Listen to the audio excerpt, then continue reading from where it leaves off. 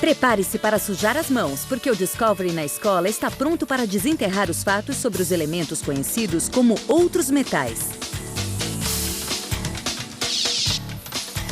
Primeiro, vamos descobrir quais são as principais características desse grupo de elementos em Explorando Outros Metais. Depois, vamos ver como o metal mais abundante na Terra leva energia elétrica para nossas casas, escolas e escritórios em alumínio, fornecendo energia. E ainda vamos examinar como uma das propriedades do estanho pode ter contribuído para a derrota do grande exército francês em Estanho, o Castigo de Napoleão. Também vamos ver que os aquedutos de chumbo podem ter envenenado as pessoas no Império Romano em chumbo, o encanamento tóxico romano. E finalmente vamos dar uma olhada em como o alumínio e outros elementos, além de novas tecnologias, estão transformando os meios de transporte em o carro do futuro. Elementos que fornecem e gastam energia. A seguir.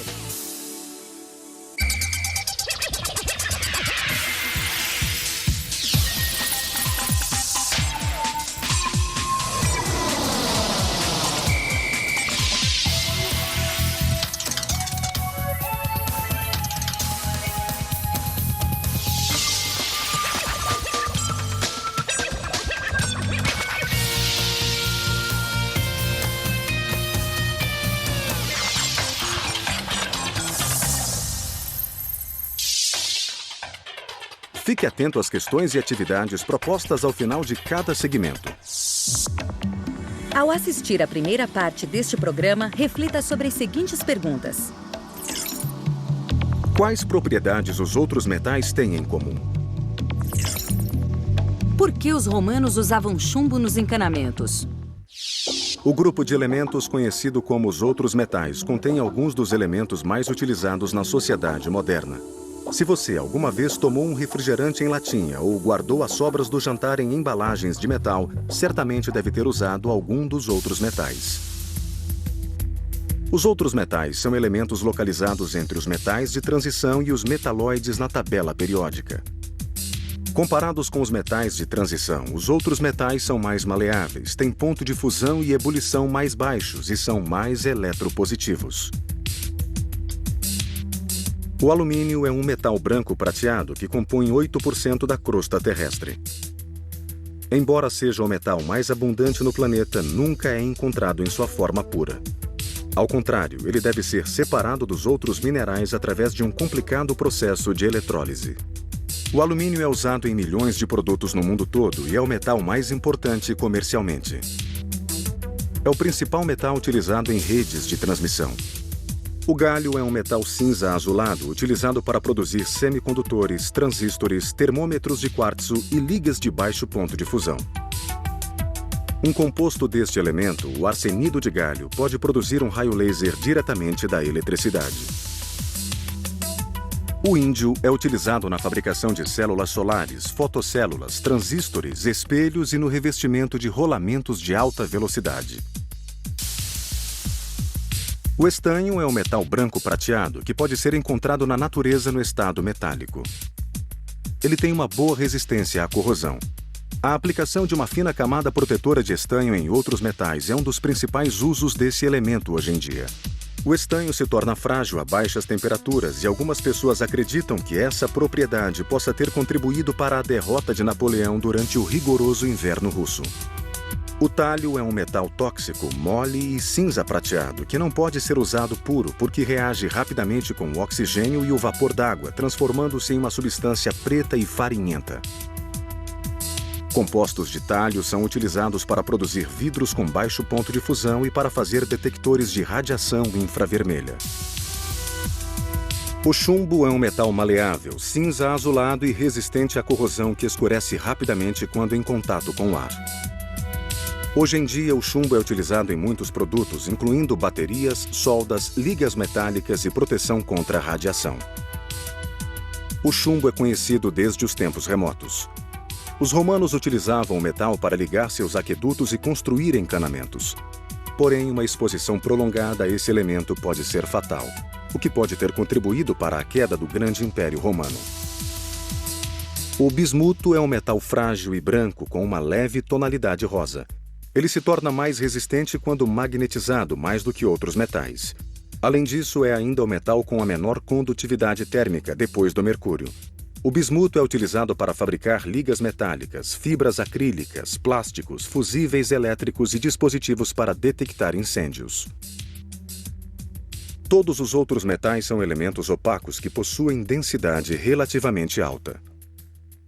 Esses elementos são geralmente dúcteis e dobráveis, como os metais de transição. Eles apresentam algumas propriedades diferentes. Comparados aos metais de transição, os outros metais são geralmente mais maleáveis e possuem pontos de ebulição e fusão mais baixos. Seus átomos são mais eletropositivos, o que significa que perdem seus elétrons da camada de valência com maior facilidade do que os metais de transição. Estas diferenças podem ser explicadas com um olhar mais atento à localização desses metais na tabela periódica. Na tabela periódica, os elementos são listados em ordem de número atômico. O número atômico representa o número de prótons no núcleo do elemento. No seu estado normal ou fundamental, o núcleo é rodeado por um mesmo número de elétrons. Conforme o número atômico aumenta, geralmente a massa e o tamanho do átomo também aumentam. Quando você lê a tabela periódica do início ao fim, cada linha horizontal é chamada período. Cada período representa o número de camadas eletrônicas que o átomo possui normalmente. Por exemplo, existem 4 camadas eletrônicas em um átomo de galho, então ele está no 4º período. Enquanto um átomo de talho, no 6º período, possui 6 camadas eletrônicas. Quando você lê a tabela periódica da esquerda para a direita, as linhas verticais são chamadas grupos. Elementos em um mesmo grupo possuem o mesmo número de elétrons na sua camada de valência. Eles são chamados elétrons de valência e determinam como os elementos interagem. Você sabia? Algumas vezes os outros metais são chamados de metais pobres. Eles têm esse nome porque são muito maleáveis e frágeis e possuem um ponto de fusão mais baixo do que os outros metais, mas eles não são mais pobres em sua utilidade. Muitos dos outros metais, especialmente o alumínio, chumbo e estanho, têm centenas de utilidades na sociedade moderna. O mundo moderno se apoia na eletricidade e nas linhas de transmissão de alumínio que a trazem para as nossas escolas, casas, escritórios e espaços públicos. O elemento de número 13 na tabela periódica é o alumínio. O seu símbolo atômico é Al.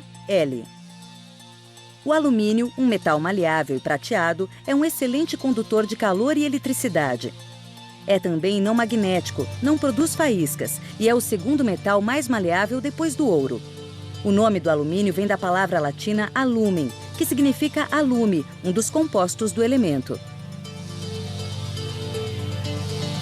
O alumínio é classificado como outro metal e se localiza na 3ª coluna da tabela periódica, o 3º período. Cada átomo de alumínio é constituído por uma nuvem de elétrons que rodeia o núcleo compacto, onde fica quase toda a massa do átomo. Em sua forma mais comum, o núcleo tem 13 prótons carregados positivamente e 14 nêutrons. O alumínio possui 13 elétrons carregados negativamente que equilibram seus 13 prótons. Estes elétrons são encontrados em 3 camadas em volta do núcleo, que pode ser visualizado como sendo construído a partir do gás nobre precedente, o neon. O neon possui 10 elétrons distribuídos entre 2 camadas eletrônicas.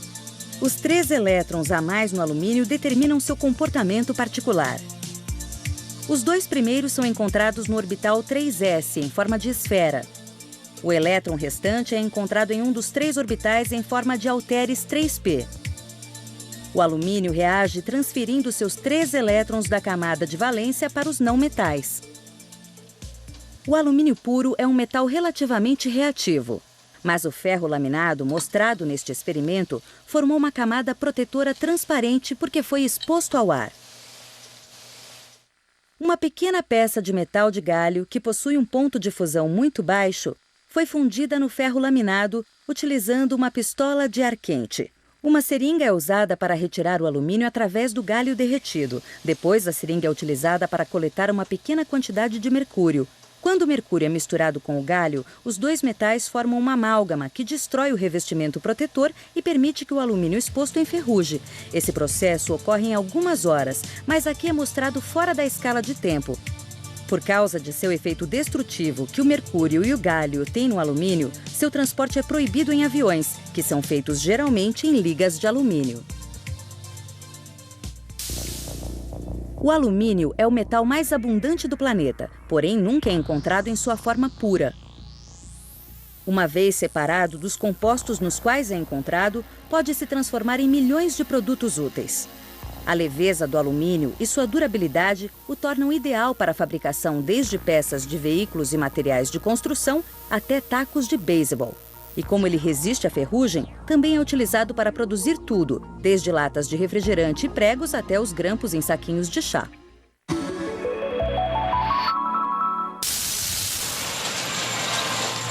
Coney Island, em Nova York, foi um dos primeiros lugares dos Estados Unidos a receber eletricidade. Thomas Edison distribuiu cabos de transmissão no parque, levando energia para sua mais nova invenção, o bulbo incandescente. Percorremos um longo caminho desde a primeira lâmpada acesa no início do século XX. Hoje, as linhas de transmissão elétrica atravessam todo o país, chegando até os lugares mais remotos. O cobre foi usado inicialmente para os cabos de transmissão por ser um bom condutor de eletricidade. Mas depois da Segunda Guerra Mundial, foi substituído pelo alumínio nas linhas de alta tensão. Embora os átomos de alumínio conduzam 60% da eletricidade que os átomos de cobre conduzem, o alumínio é 3 vezes mais leve. Então, 454 gramas de alumínio podem, na verdade, transmitir 2 vezes mais a eletricidade do que a mesma quantia de cobre. Atualmente, quase todas as linhas de transmissão e algumas torres de transmissão são feitas de alumínio. Distribuir eletricidade é um dos muitos usos deste metal. Estas linhas de alumínio carregam 500 mil de volts.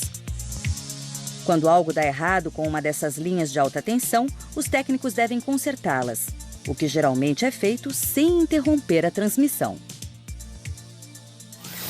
Bill, eu estava começando a virar à esquerda e dirigir sobre a linha. Muitas vezes utiliza-se uma técnica aérea ousada para fazer os reparos nas linhas. Eu acho muito perigoso porque misturamos aviação com eletricidade. Primeiro, você depende do funcionamento correto da mecânica do helicóptero. Se algo der errado, você cai no chão como uma pedra. Se o técnico cometer um erro, você vira pó. Esses técnicos e pilotos são algumas das poucas pessoas qualificadas no mundo todo para fazer reparos aéreos. Mas a mistura perigosa entre helicópteros e linhas de transmissão economiza tempo e dinheiro. A equipe aérea gasta algumas horas para reparar o que uma equipe convencional terrestre consertaria em dias. Esse é o ponto que queríamos. Eu vou seguir em frente e passar entre 2 linhas de 500 kV. Vamos encontrar o local danificado e nos preparar para o trabalho. Na verdade, se chegarmos mais perto de uma linha de transmissão e uma árvore, a eletricidade poderia nos atravessar e talvez iríamos provocar um curto-circuito na linha e nos matar. Trabalhar nessas linhas de alta tensão é uma tarefa perigosa que requer equipamento especial, coragem e anos de treinamento. É preciso homens e mulheres valentes como esses para garantir que nossas casas, escritórios, escolas e todos os outros lugares continuem recebendo a eletricidade de que precisam. Você sabia? Embora o alumínio nunca apareça puro na natureza em sua forma metálica, seus compostos estão presentes em quase todas as rochas, vegetações e animais. O alumínio está concentrado nos 16 quilômetros mais distantes da crosta terrestre e é o terceiro elemento mais abundante depois do oxigênio e silício. Apesar de organizar um dos mais poderosos exércitos que o mundo já viu, Napoleão Bonaparte não foi capaz de derrotar o Império Russo durante a invasão de 1812. Em uma falha fatal de liderança, Napoleão possibilitou que seu exército fosse derrotado não pelas tropas inimigas, mas pelo inverno russo. O elemento de número 50 na tabela periódica é o estanho. Seu símbolo atômico é SN. O estanho é um metal brilhante, mole, branco prateado e resistente à corrosão. Seu símbolo diferente vem de stannum, a palavra em latim para estanho.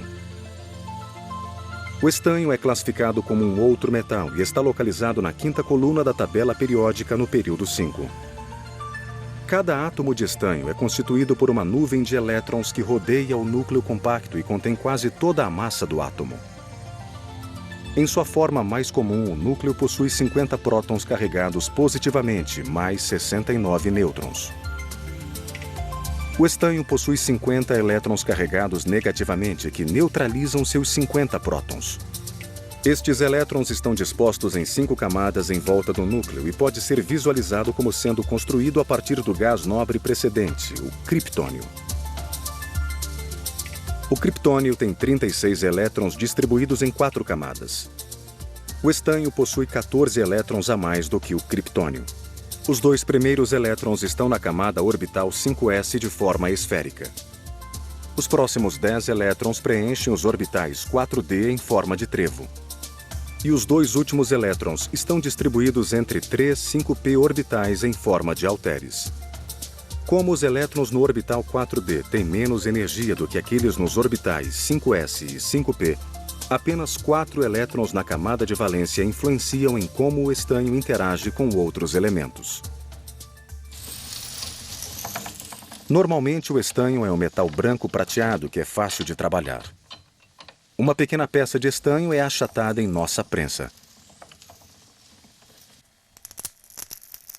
Quando a peça de estanho é dobrada, os átomos do metal que formam uma estrutura cristalina produzem um ruído de algo quebrando, conhecido como grito de estanho. Como o estanho não reage com o oxigênio ou a água, ele é comumente utilizado para proteger outros metais da corrosão, como o ferro e o aço. O estanho ainda é adicionado a outros metais para produzir ímãs supercondutores e é combinado ao flúor em algumas pastas de dentes para combater micróbios e sensibilidades nos dentes.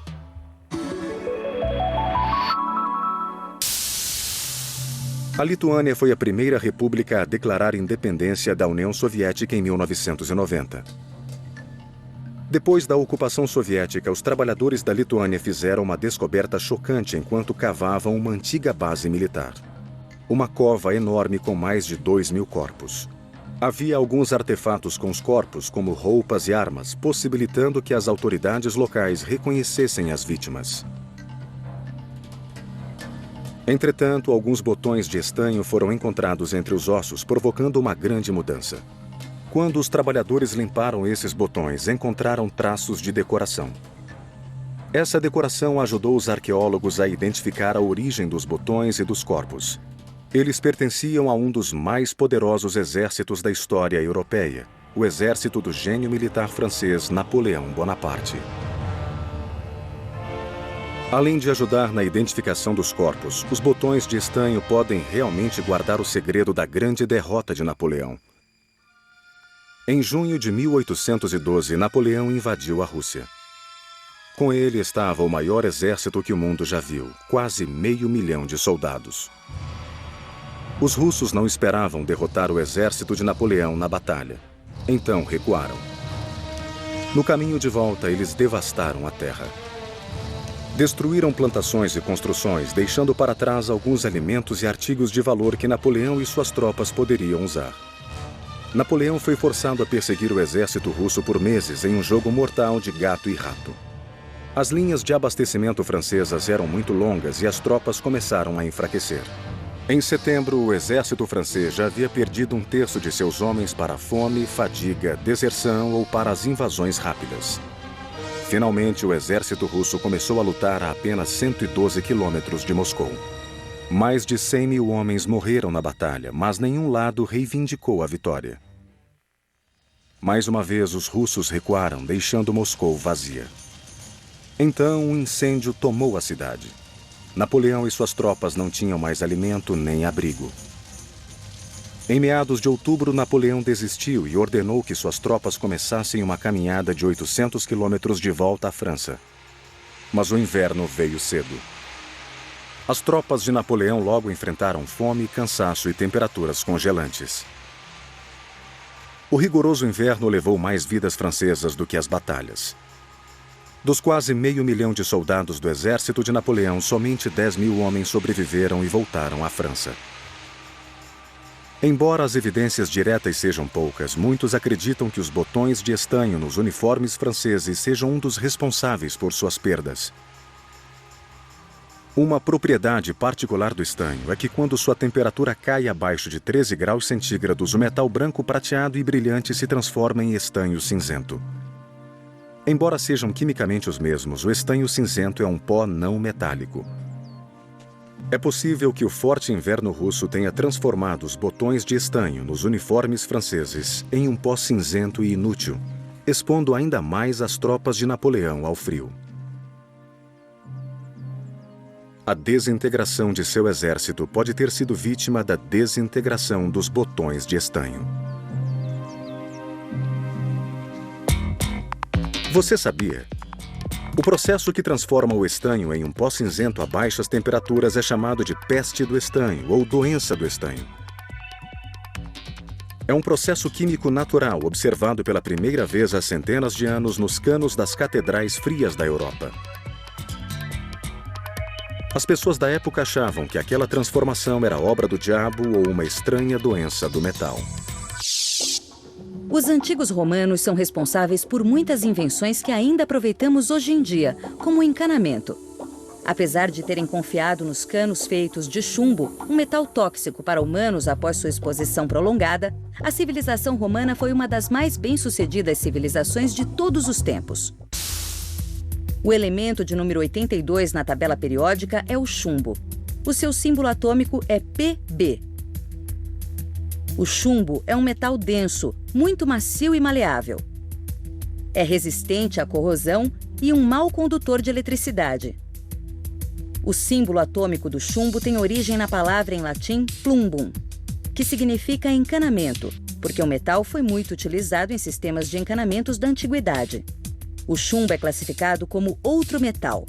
Ele está localizado na 6ª coluna da tabela periódica, no 6º período. Cada átomo de chumbo é constituído por uma nuvem de elétrons que rodeia o núcleo compacto e contém quase toda a massa do átomo. Em sua forma mais comum, seu núcleo possui 82 prótons carregados positivamente, mais 125 nêutrons. O chumbo possui 82 elétrons carregados negativamente que equilibram seus 82 prótons. Estes elétrons estão dispostos em 6 camadas em volta do núcleo, que pode ser visualizado como sendo construído a partir do gás nobre precedente, o xenônio. O xenônio possui 54 elétrons distribuídos em 5 camadas eletrônicas. O chumbo tem 28 elétrons a mais que o xenônio. Os 2 primeiros elétrons são encontrados no orbital 6s, em forma de esfera.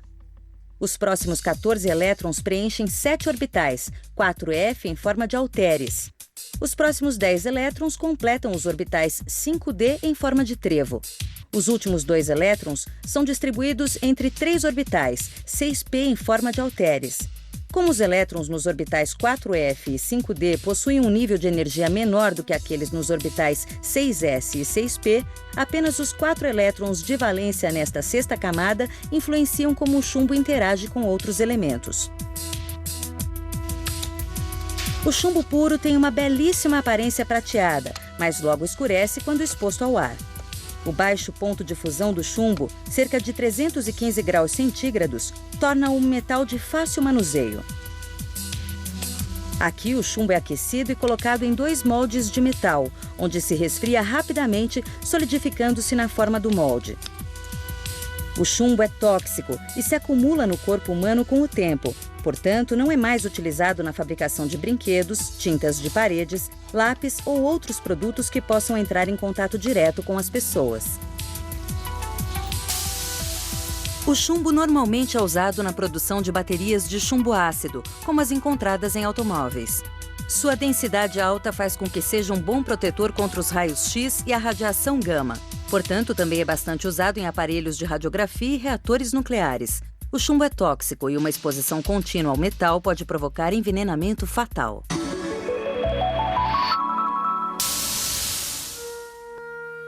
Há registros do uso de chumbo desde o Egito Antigo, por volta de 4.000 anos antes de Cristo. Os egípcios usavam maquiagem para os olhos à base de minério de chumbo com óleos.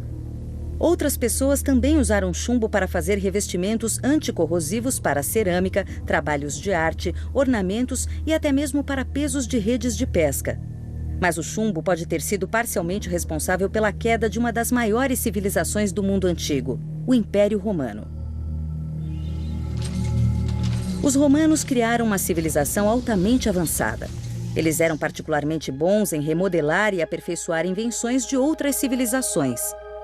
Uma dessas invenções foi o aqueduto, um sistema que traria água potável das montanhas distantes para as cidades.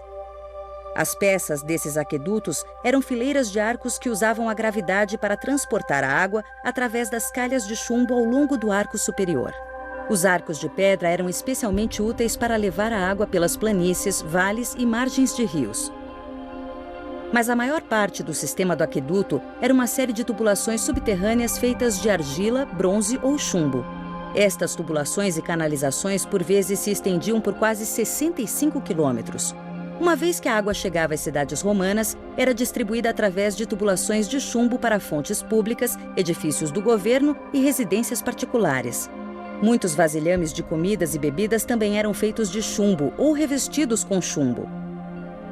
Os romanos até usavam pó de chumbo para conservar alimentos e incrementar o sabor do vinho.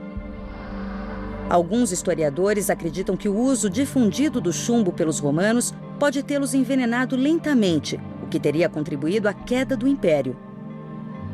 Os cientistas modernos descobriram que mesmo o consumo de pequenas quantidades de chumbo pode ser perigoso.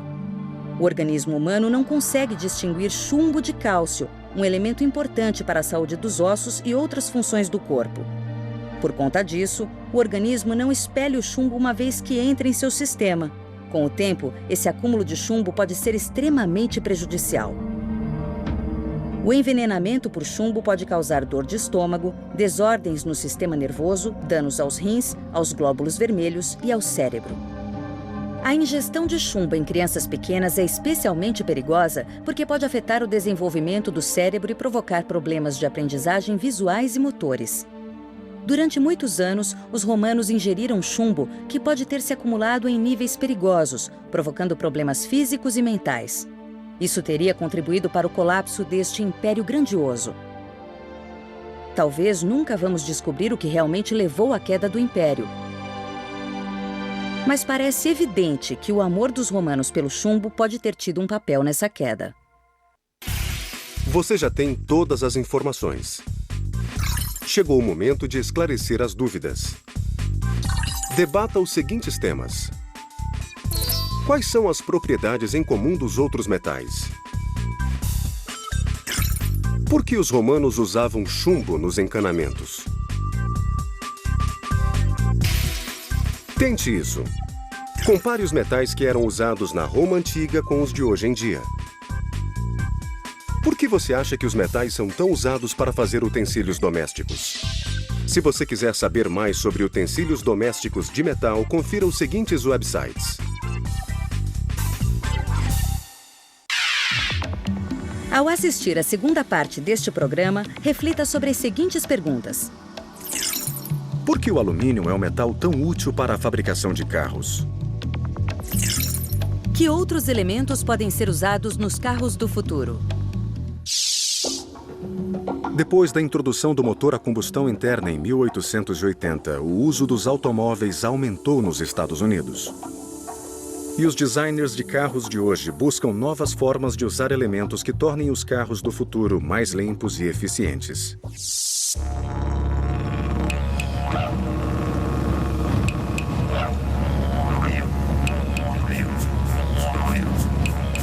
Há carros que não utilizam gasolina e não poluem.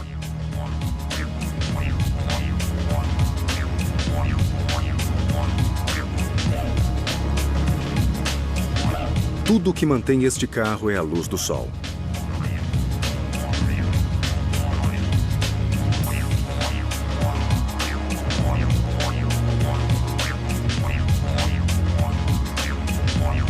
Este Honda seria o carro do futuro perfeito se não custasse milhões ou se não parasse quando o sol se põe. Mas os carros que funcionam com um pouco mais do que simples ar não precisam ser um sonho. Isso pode se tornar realidade antes do que você imagina.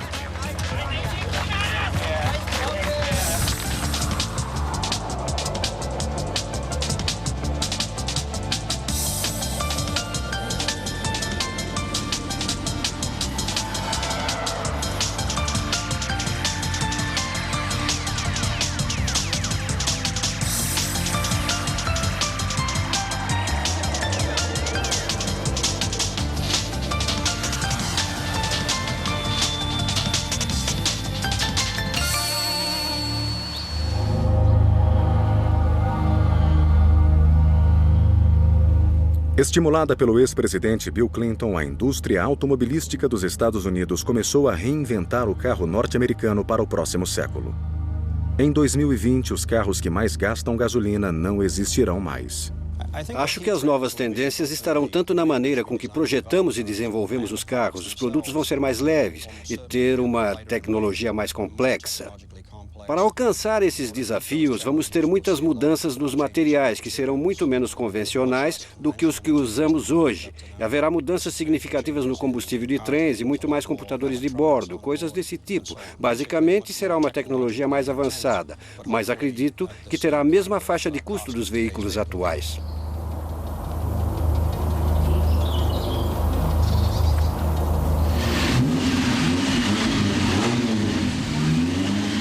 Em laboratórios fechados de alta segurança, protótipos da nova geração de carros que fazem 38 km por litro já estão em desenvolvimento.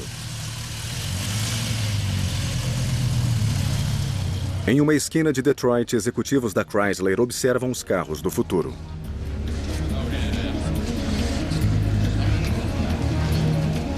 Eles precisam decidir em qual tecnologia investir. Não é uma escolha fácil. O carro do amanhã até parece familiar, mas internamente deve ser diferente de tudo que está nas estradas atuais.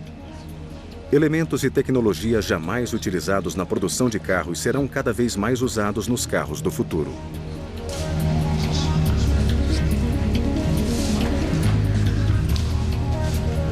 Feitos de plástico e de alumínio, elemento leve e resistente, estes modelos têm uma fração do peso dos carros norte-americanos atuais.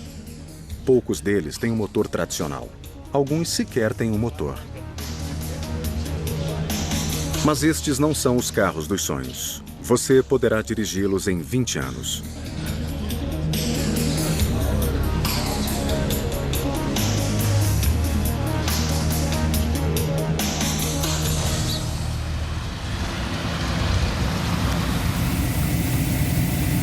Quanto maior o gasto de combustível, maior a poluição. A maioria das pessoas observa o marcador de combustível somente quando há uma crise de petróleo ou quando o preço da gasolina sobe rapidamente. Muitos querem mudar isso. Esta é a visão da Ford para o carro norte-americano do futuro. Embora não seja menor nem mais lento do que os carros beberrões 3.0 de hoje, o P2000 tem apenas um motor minúsculo 1.3. Um pouco abaixo do encanamento, o P2000 tem outro motor 100 peças móveis, desenvolvido originalmente para funcionar no espaço. Mas nenhum deles poderá fazer seu trabalho se o carro norte-americano não perder peso primeiro. Para que esses trens de força tenham bom rendimento, o veículo precisa ser bem leve. Estamos analisando o uso de alumínio no corpo do carro, assim como de magnésio em outras partes e, certamente, alguns compostos. Se não conseguirmos deixá-lo mais leve, ele não será tão econômico como queremos. O ferro e o aço usados em carros de hoje são pesados. E quanto mais pesado um carro, menor será o seu rendimento. Mas num carro esporte como esse protótipo da Volkswagen, usar elementos mais leves significa que o mesmo motor pode mover o carro mais rapidamente pela estrada. Quanto menor o peso de um carro de passeio, maior a distância percorrida com a mesma quantidade de combustível. Quando o dinheiro não é problema, um carro esporte que faz 320 km por hora não é feito de aço, e sim de fibras sintéticas e metais raros, como o titânio e o magnésio. Materiais que podem diminuir o peso de um carro pela metade e dobrar seu preço. Os primeiros carros de passeio do século XXI não serão feitos de metais raros ou fibras sintéticas, porque são muito caros. Mas e o alumínio reciclável? Todos os anos nos desfazemos de bilhões de latas de alumínio, número suficiente para produzir cerca de 20 mil carros e limusines que já são feitos desse metal. No futuro, carros leves não serão uma exclusividade dos ricos. É como se estivéssemos dirigindo uma porção de latas recicladas. O Plymouth Prowler, rico em alumínio, é um carro do futuro.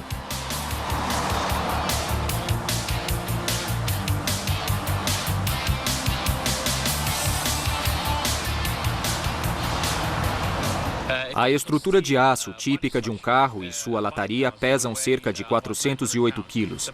Se a estrutura fosse em alumínio, pesaria 136 quilos, o que significa uma redução de 65% de peso, quando comparado com a estrutura de aço. Isso é muito importante para nós, porque podemos melhorar o desempenho de um veículo conforme a redução de peso. Para cada 45 quilos a menos, melhoramos a quilometragem em 1 km e 600 metros por galão. E ainda podemos diminuir a emissão de poluentes, porque é preciso menos combustível para provocar a mesma aceleração. Um dia, todos os carros da Plymouth serão de alumínio. Mas ainda restam alguns problemas. Ao contrário do aço, o alumínio é rígido e não se dobra facilmente em chapas e para-choques. Assim, conseguir a qualidade de ajuste e revestimento que esperamos ainda é um empecilho. Embora os custos estejam caindo, a produção de alumínio é ainda 3 vezes mais cara do que a de aço.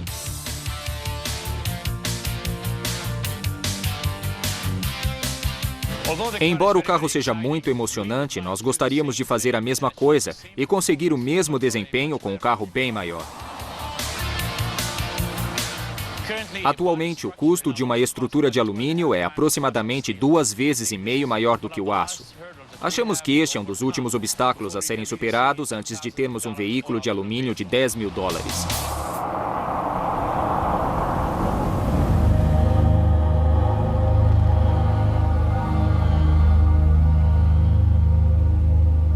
Este é o P2000, o carro de alumínio do futuro. Desenvolvido para fazer 38 km com apenas 1 litro, ele é quase que inteiramente de alumínio.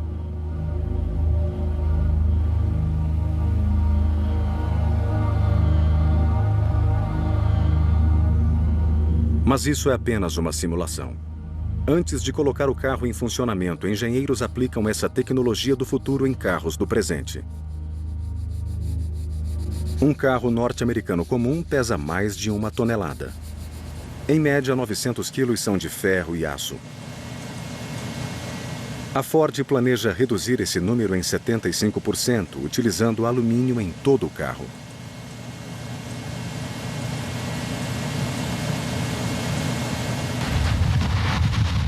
Esse protótipo do P2000 pesa menos de 1 tonelada, uma redução de 40% graças ao alumínio. Na estrada, ele faz pouco mais de 25 km por litro.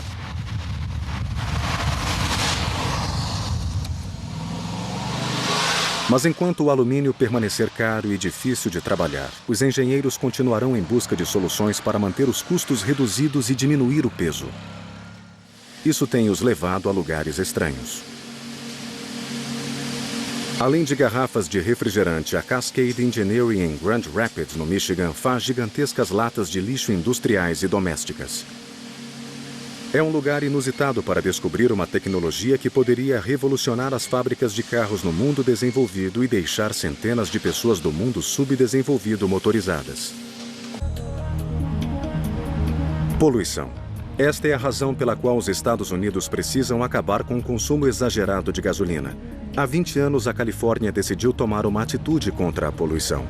2 décadas de leis não melhoraram o desempenho dos carros no estado, mas amenizaram a sujeira que sai do escapamento.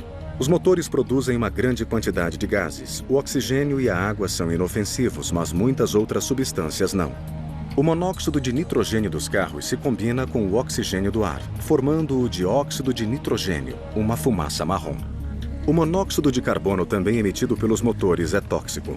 E quando o monóxido de nitrogênio e os hidrocarbonetos que os motores liberam entram em contato com a luz do sol, ocorre uma reação fotoquímica, produzindo ozônio e outros compostos prejudiciais. Nos anos 60, antes de qualquer legislação, eram necessários 210 gramas de combustível para se percorrer 1 km e 600 metros. O carro lançava cerca de 10 gramas de hidrocarbonetos não queimados por quilômetro diretamente na atmosfera. Desde o início da década de 60, redesenhamos nossos motores, reduzimos o peso dos veículos, instalamos sistemas de controle eletrônicos nos automóveis e hoje um carro de passeio normal só precisa de 110 gramas de combustível para percorrer 1 km e 600 metros, quase a metade do que antes. Hoje nossos motores liberam cerca de 3 gramas de hidrocarbonetos não queimados. Mas uma grande mudança veio com a utilização de catalisadores. Os gases que entram no catalisador são convertidos em outros gases inofensivos que saem pelo outro lado. No caso dos hidrocarbonetos, nós fomos de 1,5 grama a 2 gramas por quilômetro para 0,15 gramas por quilômetro. Basicamente uma redução de 96% antes da regulamentação de emissões. Os híbridos têm todas as vantagens. Eles utilizam um motor elétrico não poluente e têm a opção de um motor a combustão interna para longas distâncias. Os chamados híbridos paralelos possuem um motor em cada ponta do carro a baixas velocidades. E em cidades poluídas, o motor elétrico conduz as rodas dianteiras a uma caixa preta eletrônica, que controla o motor elétrico e converte para motor a gás conforme a velocidade aumenta. Os híbridos têm uma bateria menor, já que podem ser recarregadas em movimento pelo motor a gasolina. Aqui está um eficiente motor a diesel, mas poderia ser qualquer outro combustível fóssil, assim chamado de motor a combustão. A presença de um motor a gasolina nos carros torna os híbridos menos ecológicos do que carros elétricos, apesar de mais práticos.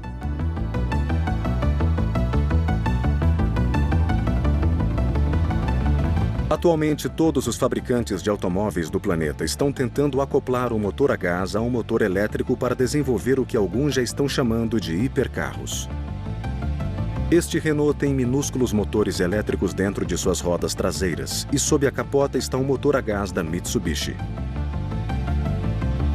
Na cidade, os motores alcançam uma velocidade de até 40 km por hora. Acima disso, a caixa negra converte para o motor a gás que simultaneamente recarrega as baterias. A Renault diz que seu carro de passeio da nova geração é até 2 vezes mais eficiente que um carro regular e seria ainda mais se não precisasse carregar 136 kg de baterias com ele.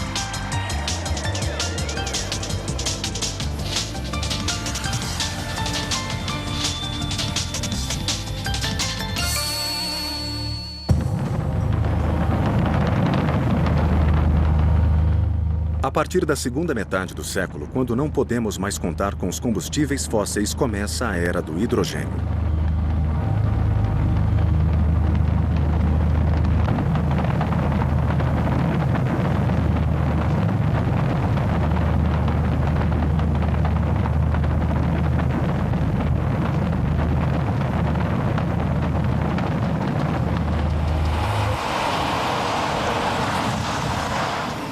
Os fabricantes de automóveis na Alemanha já lançaram pequenas frotas de carros tradicionais que funcionam a hidrogênio, elemento não poluente. Mas eles não têm bom desempenho, embora sejam o prelúdio para o que poderia ser um avanço ainda maior.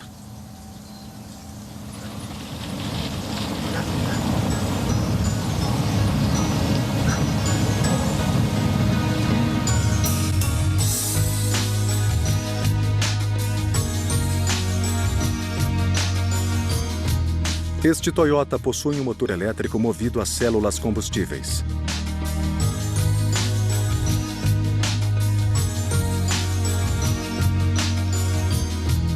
Originalmente desenvolvido pelo programa espacial Gemini nos anos 60, as células combustíveis vão mudar o modo que utilizamos nossos carros e vivemos nossas vidas.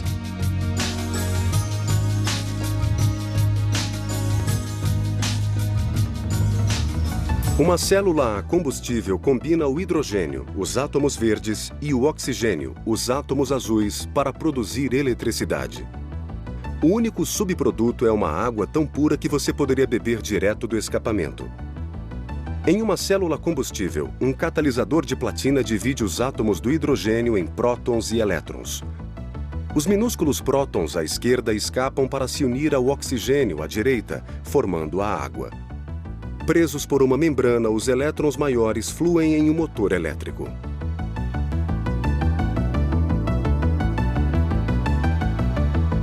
Em carro com célula a combustível, como aqueles desenvolvidos pela Toyota e Mercedes-Benz, as células a combustíveis substituem a gasolina e as baterias. Eles ainda têm um motor elétrico e uma poderosa caixa eletrônica. Células combustíveis geralmente são agrupadas em pilhas.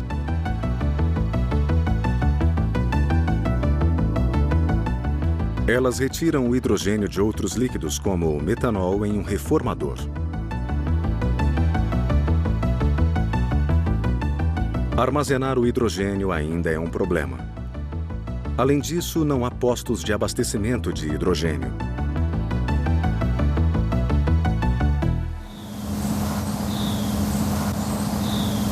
A Mercedes-Benz lidera a corrida pela introdução de carros a células combustíveis.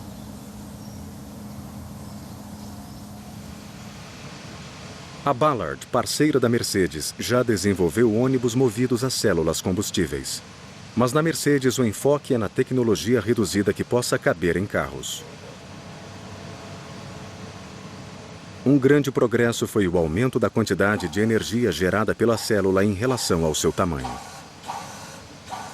As células que eram muito grandes para qualquer veículo que não fossem ônibus ou caminhonetes agora vão caber em carros. Este Mercedes Classe A, um dos menores carros na Europa, foi convertido para utilizar uma bateria de célula combustível. O equipamento volumoso na parte traseira não é a célula combustível, mas o reformador e o tanque do metanol. Separar o hidrogênio da água ou das outras fontes é ainda um processo caro. E a geração de hidrogênio a bordo, como esta, é a única maneira até que os postos de combustíveis possam começar a bombear o hidrogênio de forma econômica. Existem 300 células combustíveis nesse protótipo do Classe A. É suficiente para que o veículo percorra quase 130 km por hora em uma aceleração rápida. A chave para liberar esse extraordinário potencial das células combustíveis está em encontrar um modo de abastecê-las com hidrogênio. Existe uma técnica que poderia substituir o reabastecimento como conhecemos. Em vez de frequentar postos de gasolina, poderíamos um dia conectar em um sólido bloco de combustível e dirigir milhares de quilômetros sem ter de parar para completar o tanque. Esta tecnologia surpreendente não foi descoberta em um escritório de engenharia, mas por uma equipe de marido e mulher que pesquisavam uma forma do carbono. Isso são nanofibras de carbono. Elas têm uma propriedade muito parecida com uma esponja, as quais podem armazenar hidrogênio e produzir um sistema muito denso em um volume bem pequeno.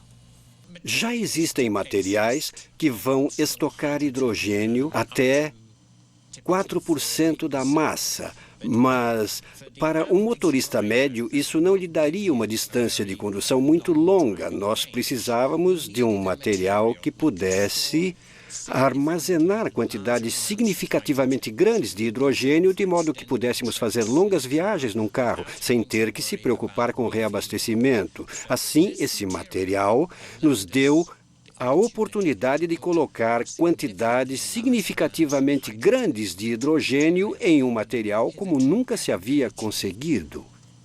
Nós criamos este material a partir de partículas de metal que interagem com hidrocarbonetos.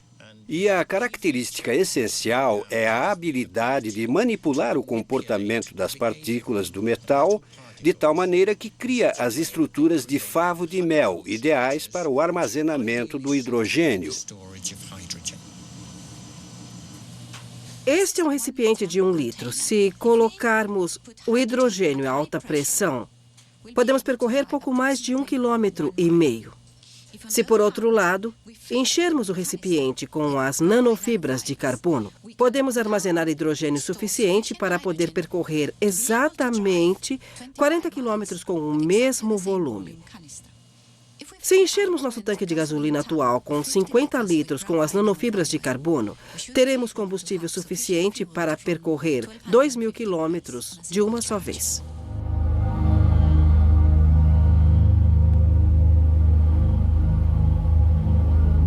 As nanofibras de carbono podem ser a solução não para a próxima geração de carros, mas para a geração seguinte. Os primeiros carros da era do hidrogênio.